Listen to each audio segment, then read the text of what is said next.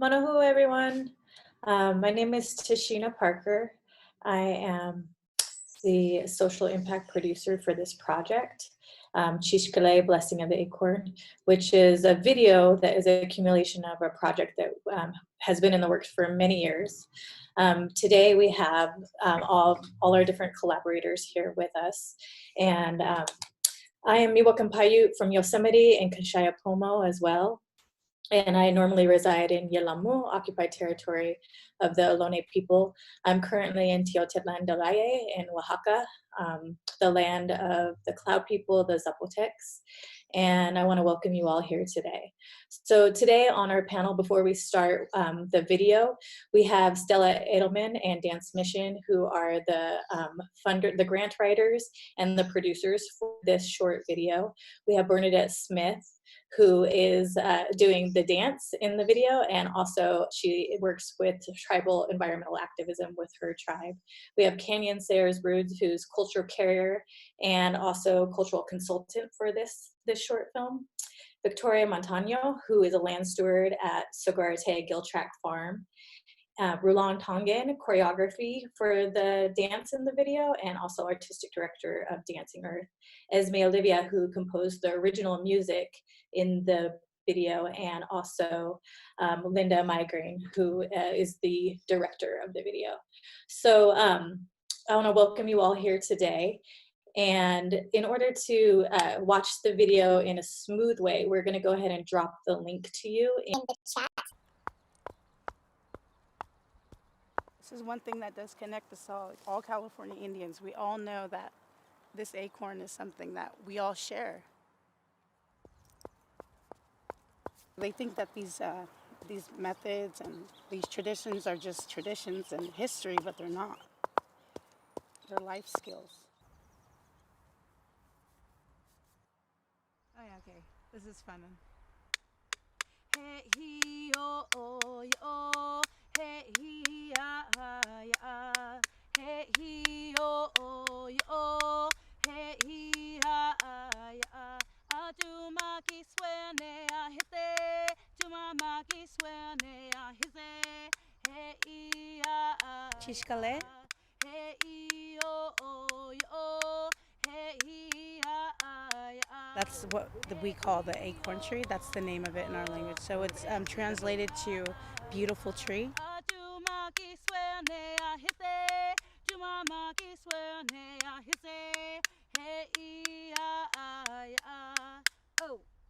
Oh, that one always gets me grooving. Thanks for the mention. You're welcome. I never had access to any land. It's only been since I became a part of Sogorea Te 2.5 years ago where I actually got to put my hands in the dirt for the first time. In the way that I account that I am a California Native person in the 21st century, I recognize that it could be a challenge to honor my ancestors in the old way. On our reservation, we don't have indigenous plants growing like you think they would. Seeing what's happening here, and even in this urban area, and you guys are able to grow stuff and, you know, put things in the earth and actually see something, you know, these medicines growing. It's very inspiring. When I realized the tan oak tree was the acorn tree, and I started reading more, and I realized the fight that the non-natives were upset about was just the fire hazard. And it wasn't about, well, that's like a sacred tree for us, you know, that these people are spraying herbicide. And it just made me envision the story of the acorn in this dance form to bring awareness. It's a real story. It's not a creation story that somebody told them, this is what's happening right now.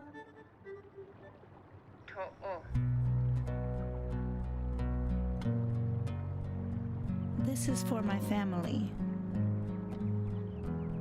Ka kan. Anathema Dawan. Natakawi. Beliwadu. Bumuchidu. I will do as much as I can to honor my ancestors to the best of my ability, and to attempt to be a good ancestor in training. I have to feed my children.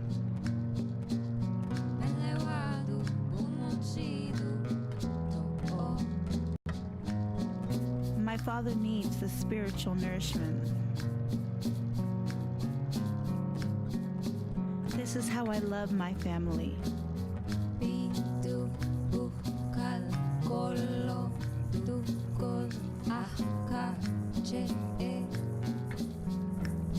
They can depend on me.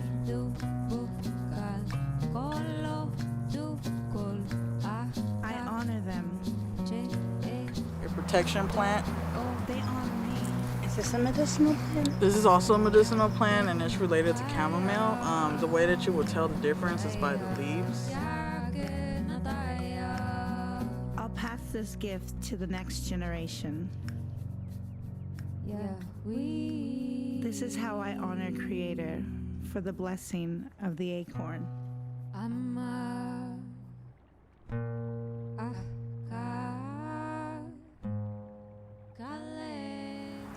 But nobody does it like the coastal. I love it.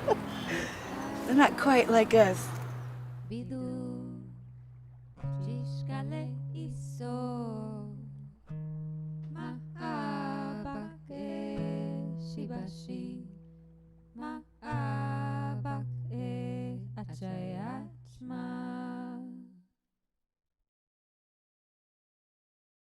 Thanks, everyone. Hopefully you all had a chance to catch that. And if you didn't, you can also tune back in and watch again after the conversation. And we will be sharing that link with who registered for this webinar as well. So thank you everybody for your kind comments. And that little short video, which was only 5 minutes, was about 2 years in the making, and you could argue longer. Bernadette Smith has been working with food sovereignty and preserving the tan oak acorn in her area of Point Arena, Pomo Territory, for many years. And so this is just a little snippet of the collaborative work that we have all done together.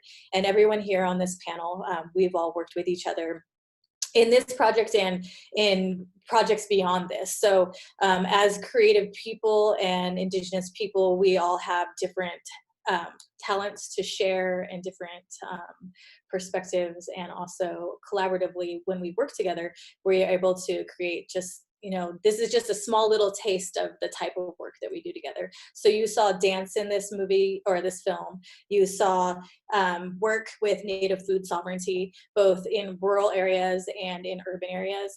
And also there's original music that is composed to this as well. So I'm going to go ahead and pass it off to Bernadette Smith, and she's going to tell you a little bit about her work and her part in this film. So Bernadette, go for it. Hi, thank you everybody who's watched the video. I just want to give a special thanks to all the other panelists that are here, and thank you for everything you've done. So I'm Coastal Pomo. I come from the Manchester Point Arena band as well as Kashaya band. I've lived here for many years, and my work with the acorn started about six years ago.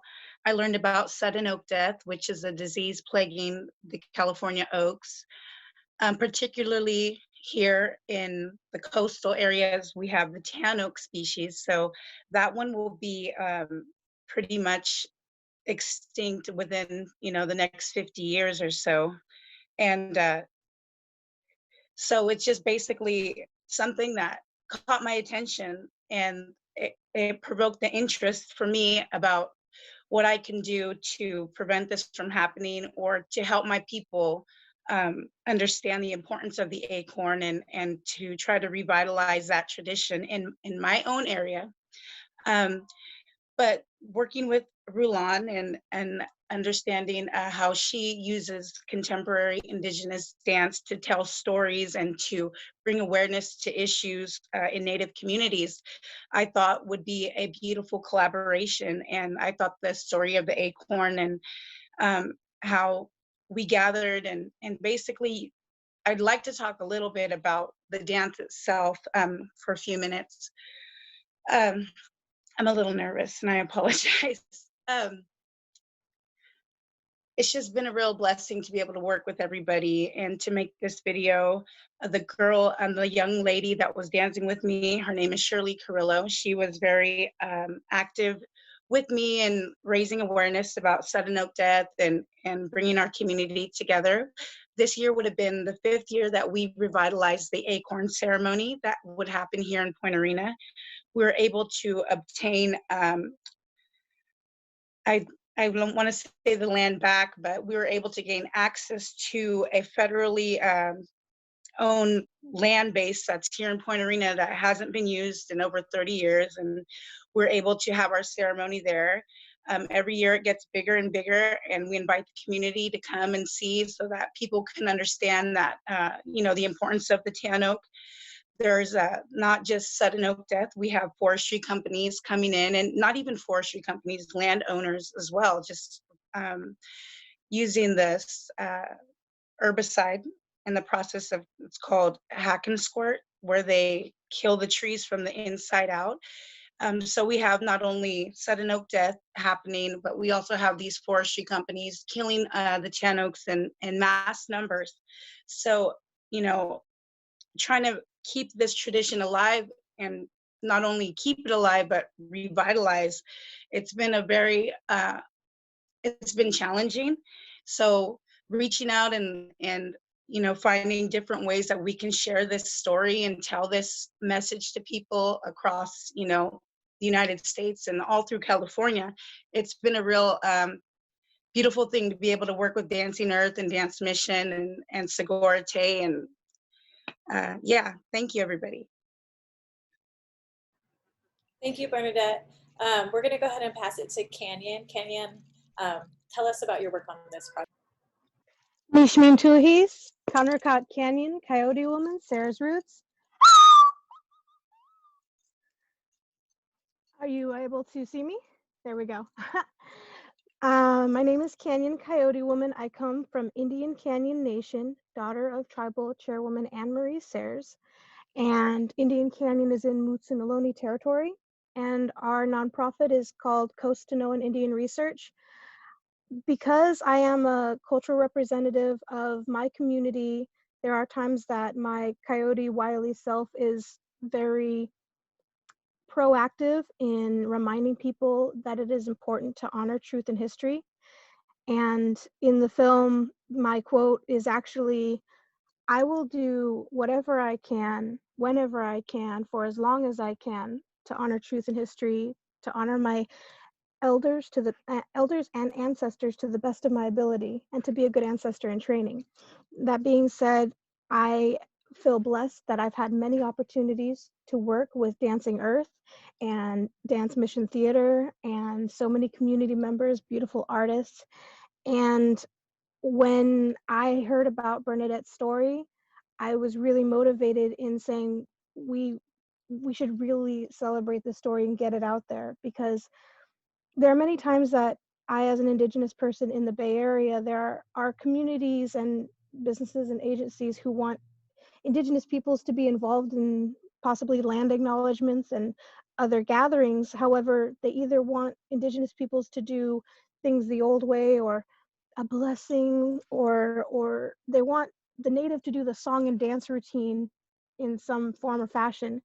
And it's beautiful to talk about this generation and this community, how we are together and how we connect to the best of our ability to honor our elders, to honor our kinship and relationship to the earth, and our responsibility to be good stewards.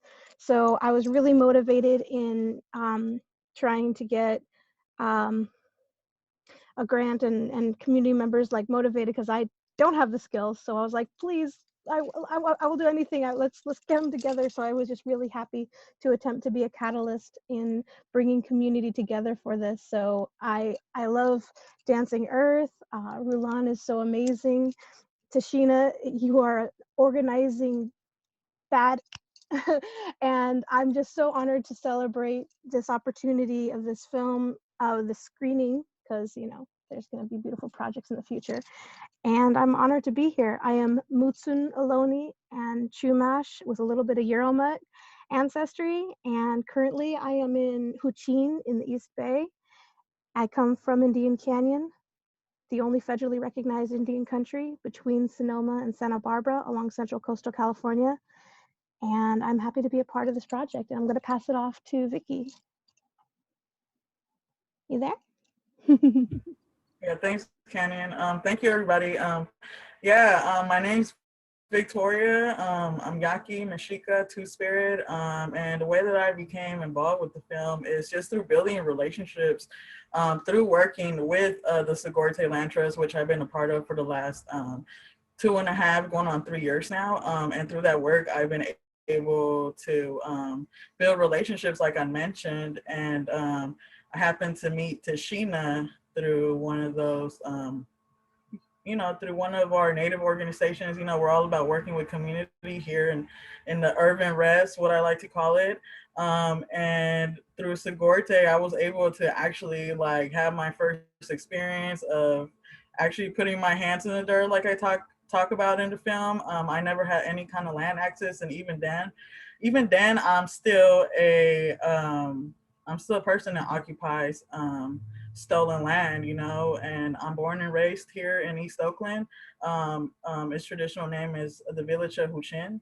And, it's an honor for me to be able to be of service to the Ohlone, and to be able to reconnect and reawaken and participate in land rematriation, and to be able to be under the leadership of Karina Gould and Janella LaRose and their daughters, Daisha, who's working really hard to do language revitalization, and, who's able, we're all able to do this work together and support each other and support Ohlone people.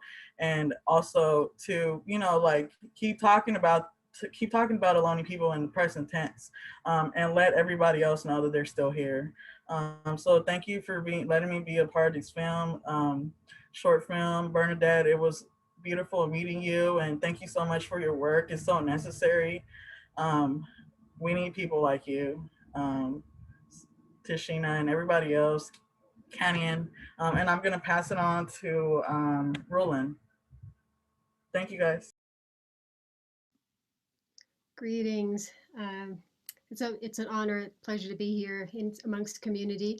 I'll just bring in the part that I'm in service of here.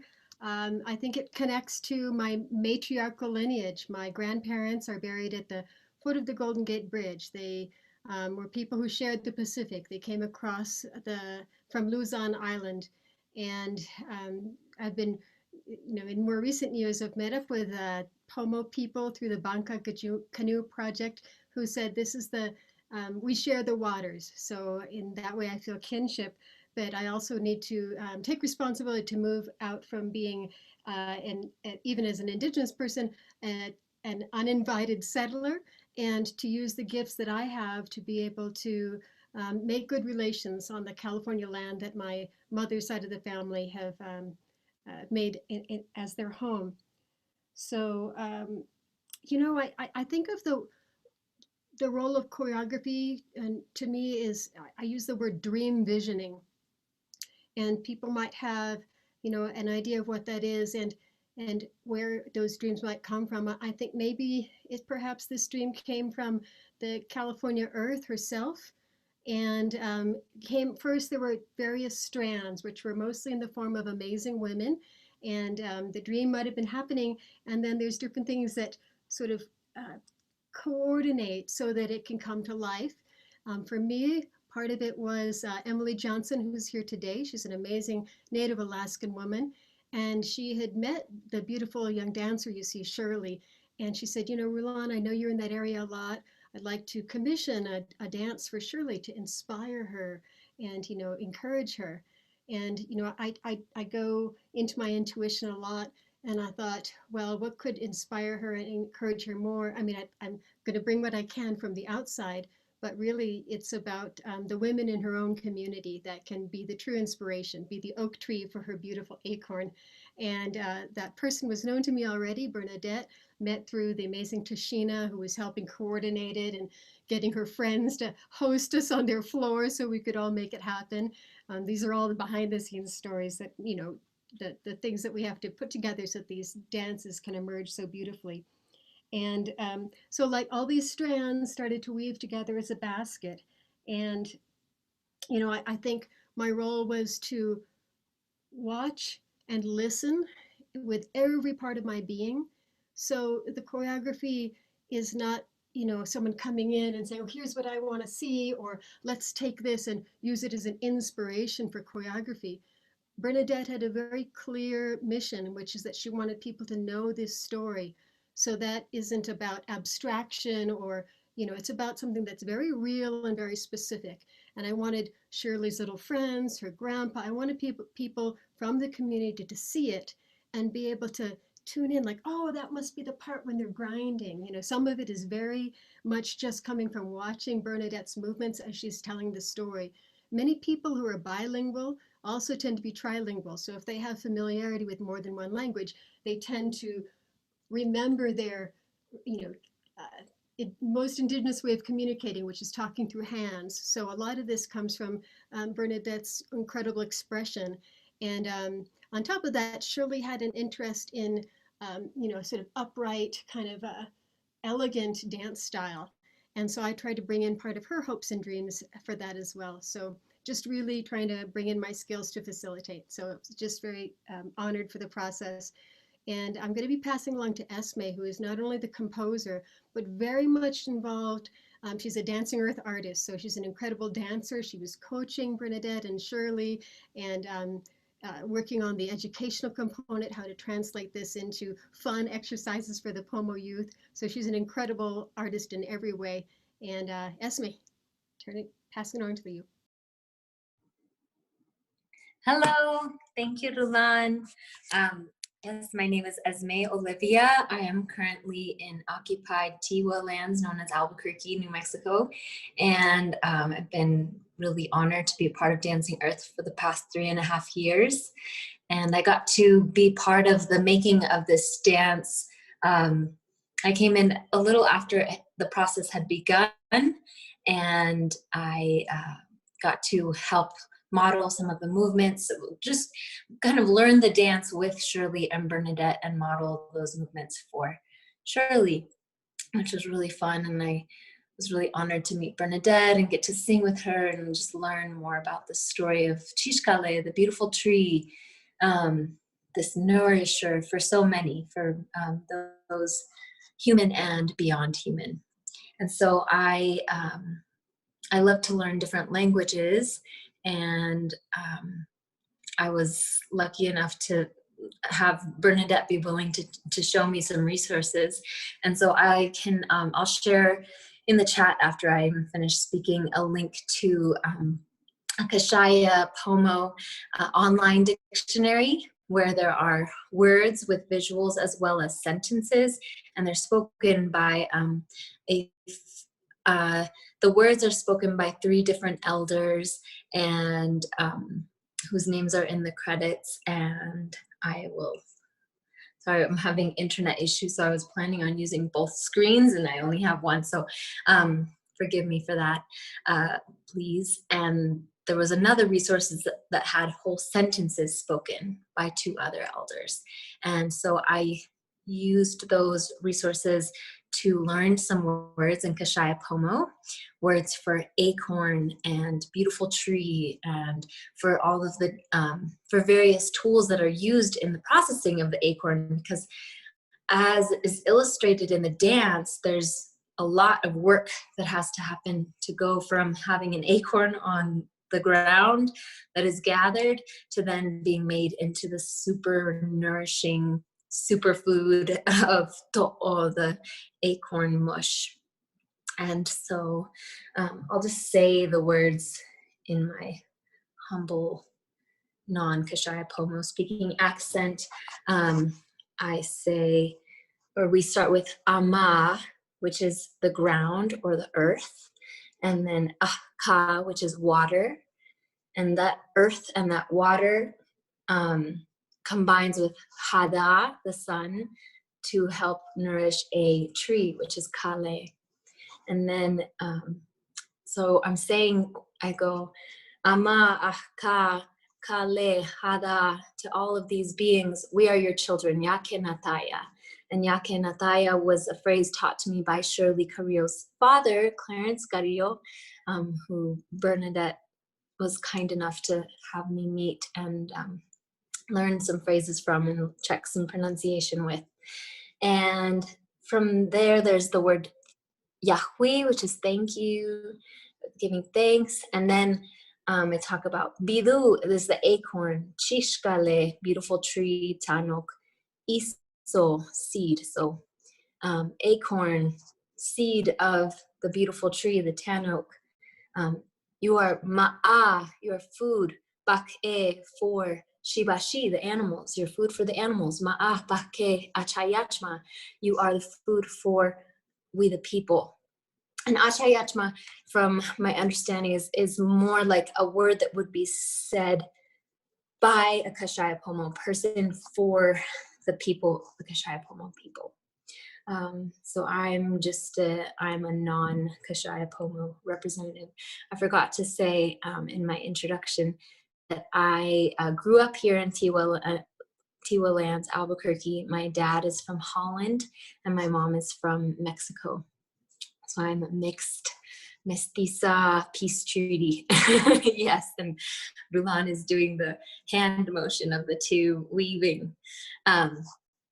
So yeah, those are some of the words. We have some, and then you'll hear I'm singing bidu, buhkal, kolo, dohkul, ahkar, che, to, o. And so all those words, it's like bidu, acorn, and then it goes into the basket to gather, and then it goes into the mortar basket, and it's ground with the dukul, the pestle, and then there's water that is the word bland? No, there's a word for it's cleaned of all these different, I think it's tannins, maybe Bernadette can clarify, but you have to really run a lot of water through all that acorn, ground it up, and then it goes into a cooking basket, and then it turns to acorn mush. So those are some translations.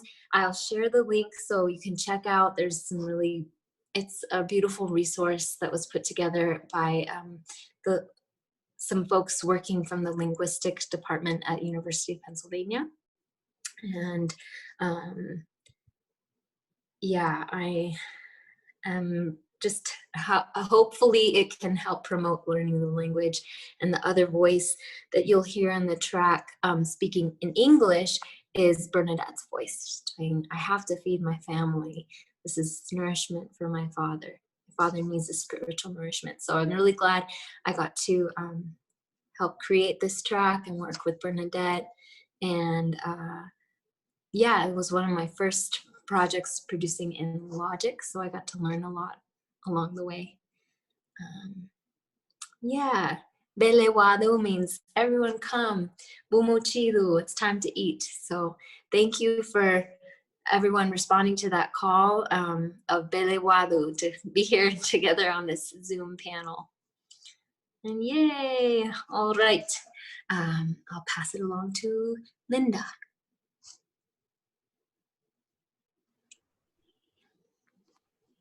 Hello, everyone. Thank you all for coming. Yeah, as others mentioned, I directed this film, and my colleague, business partner, Ethan, was the cinematographer, the cameraman, and when I say directed this film, you know, it really was about holding space for Bernadette and Shirley to perform, and for Bernadette and Vic to meet and have a dialogue about, you know, plants and conservation and all the good things mentioned by those that spoke before me. But really, we're just so grateful to also be of service to all this work that that these amazing women have done to create contemporary Indigenous culture, and we're just so happy to be there to witness that and put it into film. And I noticed that someone in the comments asked if they could share the film, and I just made the Vimeo link public, so please feel free to share widely. That would be amazing to spread this, get to have as many people as possible see this beautiful dance and learn more about California Native heritage. Thank you. Thank you, Linda. Bernadette, would you like to talk a little bit more about the Acorn ceremony that you've started and what that ceremony is about, and also how people can support you in your efforts to preserve Tanoke acorn in your area? Sure. So, can you repeat what the first part you just said? How can people support your work to preserve Tanoke acorn? And tell us a little bit about the ceremony. I know that this year it has been postponed or canceled, or maybe there's a smaller gathering. So can you tell us about what's happening this year in the face of COVID? Yeah. So this year we decided not to go ahead with having the ceremony this year in the public aspect of that. Like normally I invite the community, because I just kind of wanted to promote. It was all more of an effort to show these forestry companies and the Air Force landowners or occupiers that we do celebrate the acorn, that the acorn is sacred to our people. And if they don't believe us, well, they can come and see. That's kind of what that was about. We wanted people to come and witness for themselves what that looked like. Well, what does it mean to celebrate the acorn? Well, we come and we dance and we pray and we give thanks to the Creator for this gift that he's given us for so many years. So basically that's what happens this year. It won't be happening, but we will be having a smaller gathering at our sacred house. It's called the Roundhouse. So we're hoping to have maybe just the people from our reservation, particularly there this year. Unfortunately, we won't be able to have the whole community come there, but we're still going to do what we have to do. We are going to be able to pray and give thanks and celebrate. And part of that celebration, the end of each celebration like that or roundhouse ceremony is the feast. And so we'll be able to do that. And I've been looking at the acorns here, and I think that the acorns are looking really good. I know the fires and everything have been happening, but in some strange way, it almost seems to be fueling the acorns, helping them. So, with everything bad happening, and I know it seems like it's really, really, everybody's really stressed and, concerned about the fires, but when it comes to the acorns and what's happening with them, it's actually looking a little bit beneficial on the acorns behalf. So I try to keep a positive outlook on that. So the ceremony should happen this year, and it hasn't happened in Point Arena for over, I believe, 70 years. It hasn't happened. Well, my dad's 70 and he's never seen one. He knew about it, but never seen one here. So being able to bring that back and start that again was an honor. How Canyon was saying to honor her ancestors and be an ancestor in training, that's kind of what I feel like I'm doing is doing my job as a Pomo woman, and doing what I can to keep this tradition alive. And like I said in the song that Esme was talking about, my father needs this spiritual nourishment. I took my father to see a shaman here in Kashaya, one of the last doctors there, dreamers. And, he told my dad, you need to eat acorn. My dad's very ill. And he told my dad, this is spiritual food, not just, nourishment for our bodies, but spiritual nourishment. So when you hear those words, and I get a little emotional talking about it, it's part of the reason why I keep pushing so much for, the survival of the acorn, not only for my father, but, for the other elders out there and for me and for my kids and for you and your kids. So, it's been a very emotional journey, finding my place here, finding,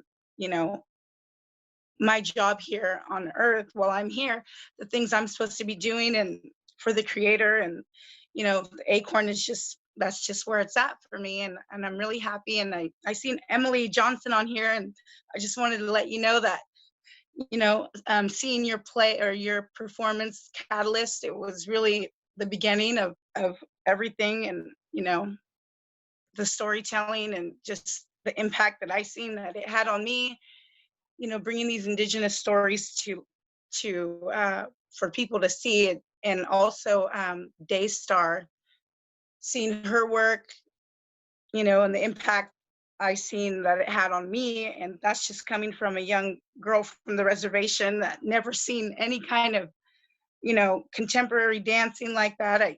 It does make you feel something very strange inside. So I wanted to bring that to the Pomo youth here. And they were actually very accepting of it. They did a second piece to this one that you guys seen today. It's more of a play about the destruction of the acorn and the killing of the acorn and sudden oak death. And, you know, and hopefully in the future, that'll be something everybody can see as well. And Rulon, you know, helped us do that. And so that's just a little bit about that. Thank you.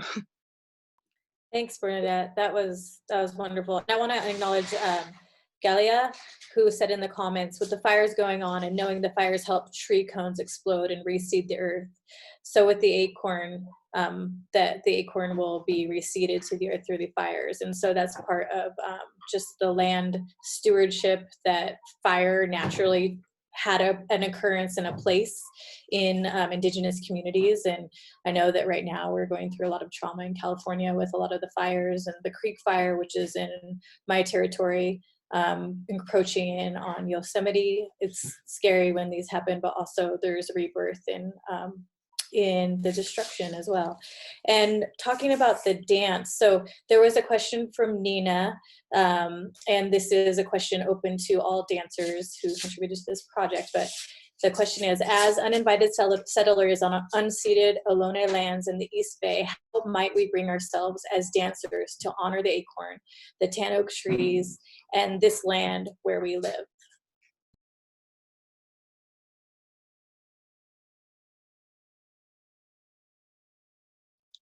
It's a question for me. It could be a question for you, as or any of the dancers that are in this. So how might you talked about Bernadette? You talked about bringing this dance to Pomo youth in your area and how contemporary dance made you feel a certain way.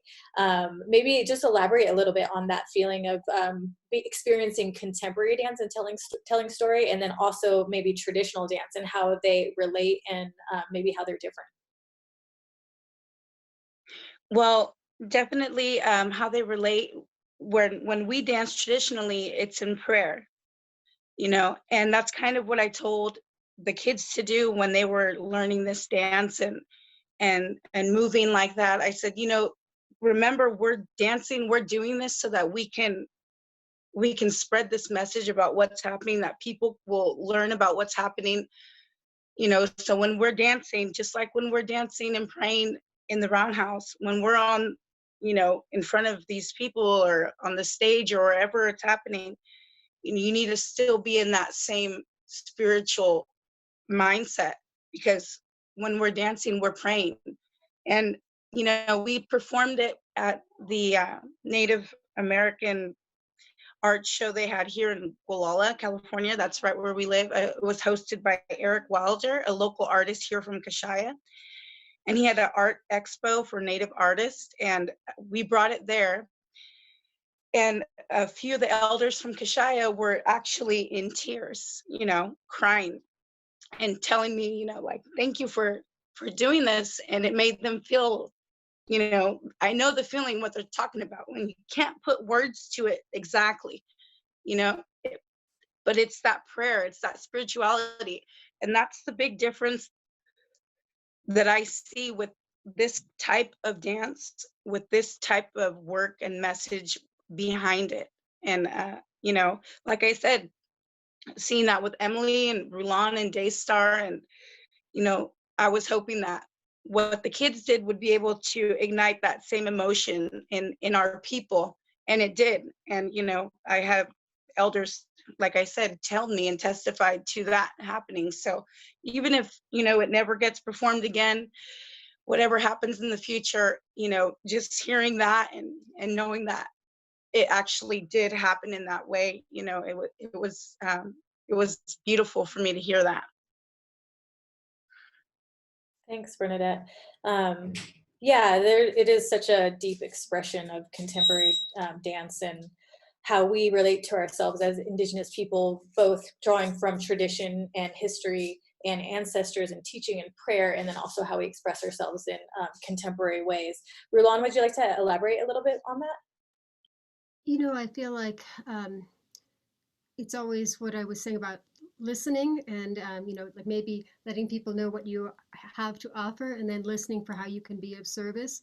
I think, you know, close to home there, Nina, because I know you're in Hayward, you've got Sogorea Te, which is an incredible Native women-led initiative. And there might be, I know that, you know, Karina blessed a group of dancers I was working with at UC Berkeley by saying, hey, we're trying to protect a shell mound as an ancestral ceremonial site. But if you come and dance your dances as a new ceremony there, then it's in continual use as ceremony.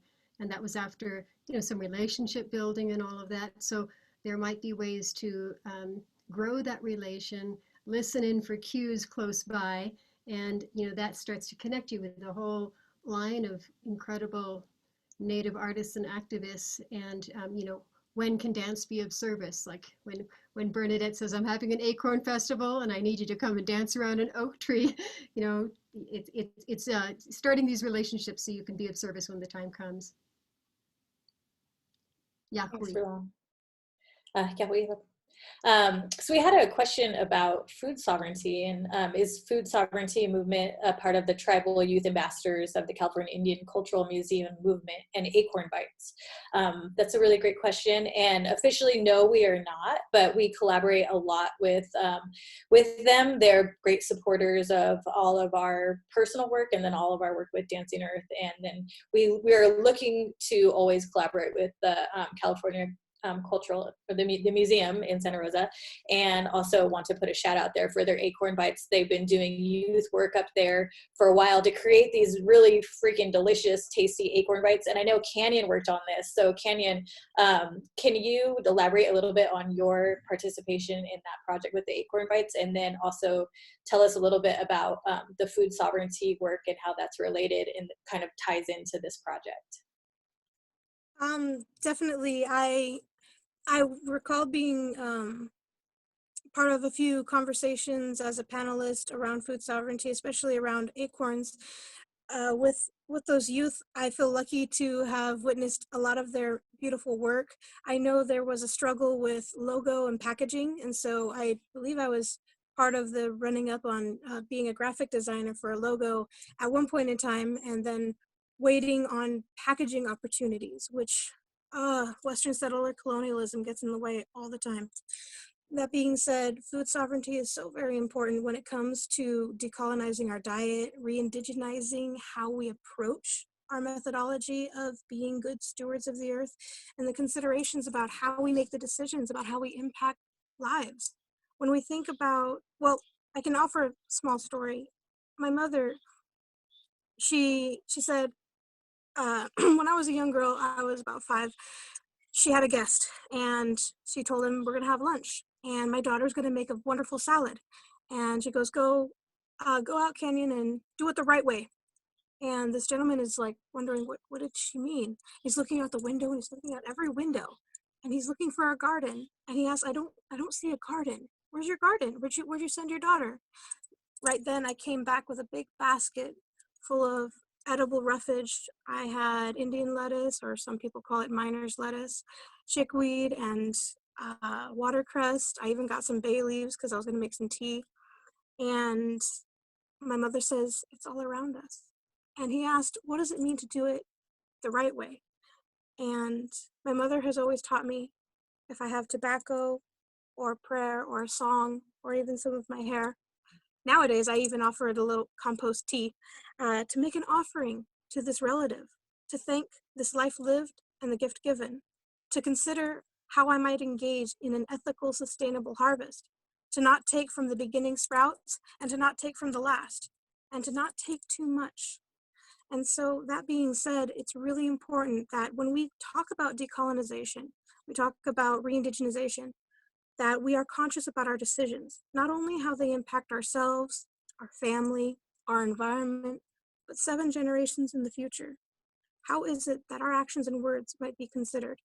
Because sometimes it means saying no, because many of us are in this capitalistic, materialistic, disposable society that is not conscious of how it has an impact and how that ripple effect impacts our next generations. And so when we talk about food sovereignty, Indigenous peoples have been practicing this for thousands and thousands and thousands of years. Same thing when it comes to land stewardship with fire. The rain is coming with these fires, and it's painful that these are catastrophic fires, because we need to remember that our ancestors, our elders, have had a respectful relationship with fire and would tend the land with fire to bring in the environmental and the ecological diversity, to bring in those seeds, to bring in and strengthen the bark. Because when you think about the sudden oak death disease, Western settler science is so focused on trying to find a cure or a solution or a chemical compound to spray or to spritz or to figure out. It's not a disease that could be solved that way. It's an ecological issue. It is a pattern of how we behave as people in this environment. Like, our ancestors have been tending the land since time immemorial. Why do you think many of the settlers who've come to California call it a Garden of Eden and call it rich? We're still reaping the benefits of this tended garden by the Indigenous peoples. Yet, Western settler education and that mindset calls Indigenous peoples savages, dirty, primitive. Yet, how my community and my ancestors and our relatives all around us have been tending is so very pivotal. And now all of a sudden permaculture is so popular, yet it leans highly on Indigenous pedagogies. Yet where is the accountability? Where is the humility? And where is the reciprocity? So I remind you that when we want to lean to Indigenous teachings and we want to learn about edible and medicinal teachings and understandings, that are we being accountable to that truth that we are on stolen land and we need to be responsible? Because I myself, as an Indigenous person, I cannot even engage in my environment without being stifled. I can't go hunting without a license. I can't collect my cultural resources without permits. People have privatized land.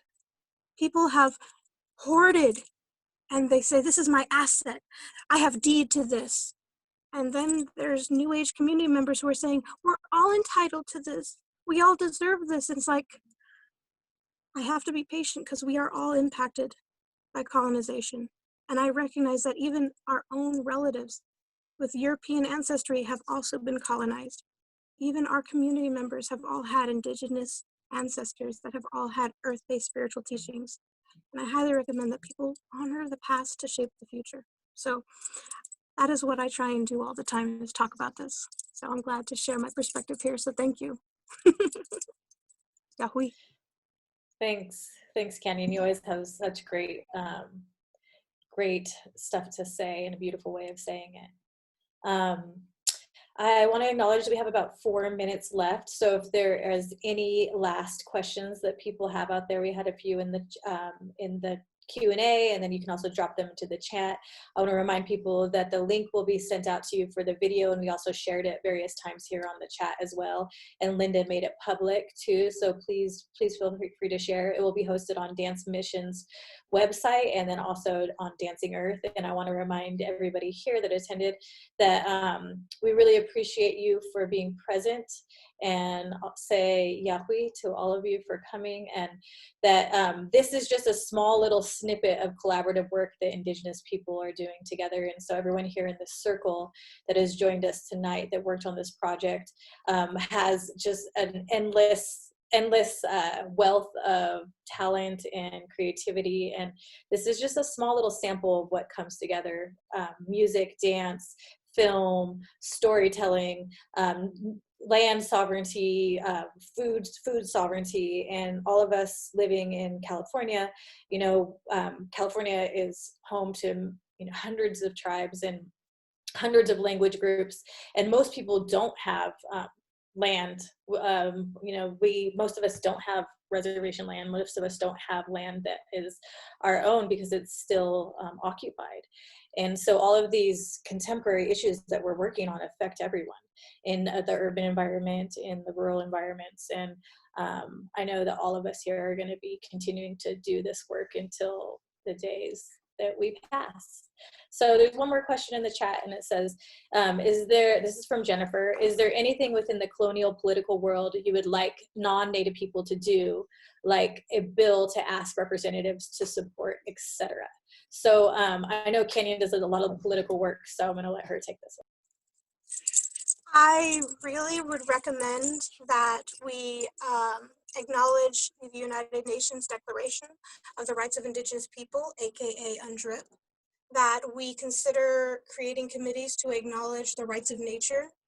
There are many stories how other nations have given rights to rivers. So when we lean and look to other nations, think about First Nations Canada. There are land acknowledgements. That is wonderful. However, they have learned quickly that land acknowledgements can turn into a performative act. Where's the accountability? Thank you for acknowledging it from as simple as, let's pretend this is your cup. Oh, look, you have such a wonderful glass. I find it really beautiful, and this is your glass. It's so very wonderful. Thank you for acknowledging it. We need to take action. And so, number one, hashtag land back. What a concept.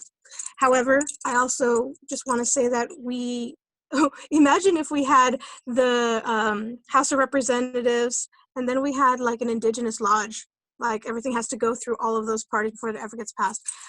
Can't be sure about all that. I'm not very government savvy along the political end. I'm just a rambunctious, loudmouth, rambling coyote that says we can talk about this and we need to have these conversations. So United Nations Declaration of the Rights of Indigenous People, the rights of nature, talk about land back, and talk about acknowledging where you are and educating your community to the best of your ability about the truth of the history of the land and the peoples, because those original stewards, those original communities have a wealth of knowledge, and we need to humble ourselves to be accountable. So I hope you could be in community with our community, and if not, hey, they have the right to say no, but it's still our job to educate ourselves. Nothing about us without us.